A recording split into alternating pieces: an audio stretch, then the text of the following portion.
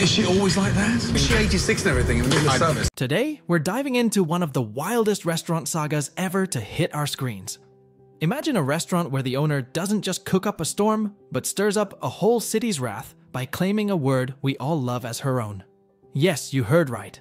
We're talking about a culinary showdown that turned into an all-out war with the locals. From suing customers to a battle over a beloved term, this story has twists that you won't believe are real. Remember the uproar around Cafe Hon? Yes, the same place that brought Hun into a trademark tussle. Back in '92, Cafe Hon burst onto the scene, quickly becoming a Baltimore favorite. With its eclectic decor and a menu that spoke directly to the heart of the city, it wasn't just a restaurant. It was a celebration of Baltimore's spirit. People didn't just come for the food, they came for the experience, the warmth, and the unmistakable charm that Denise Whiting, the owner, wove into every corner. But success, as they say, can sometimes lead to decisions that, let's just say, don't sit well with everyone.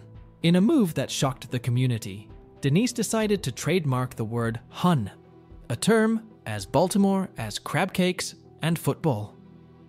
What was once a term of warmth and familiarity quickly became a point of contention, a symbol of ownership over something that many felt belonged to the city itself, not a single entity. The reaction was immediate and intense.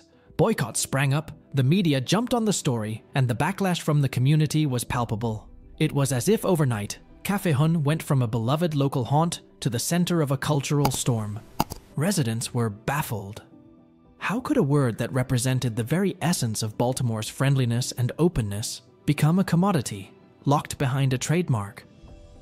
The legal implications were one thing, but it was the emotional fallout that really hit home. This wasn't just a business misstep, it was a rift between Cafe Hon and the community it once served so proudly. The very essence of what made Cafe Hon a success, its connection to Baltimore's culture and people, was now in jeopardy. When chef Gordon Ramsay stepped into Cafe Hon, it was clear this was more than just a culinary rescue mission.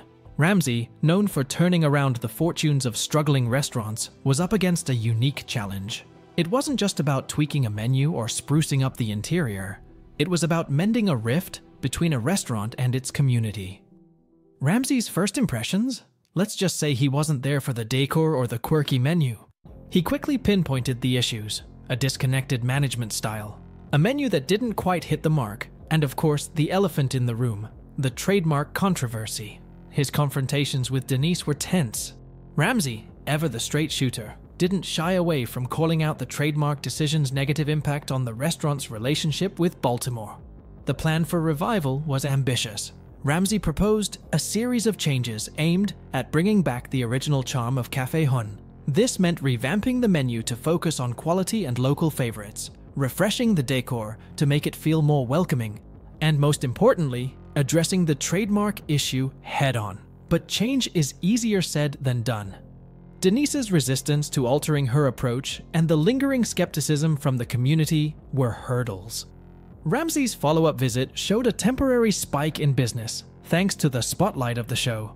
But the real test was whether Cafe Hon could sustain the momentum and truly reconnect with its roots.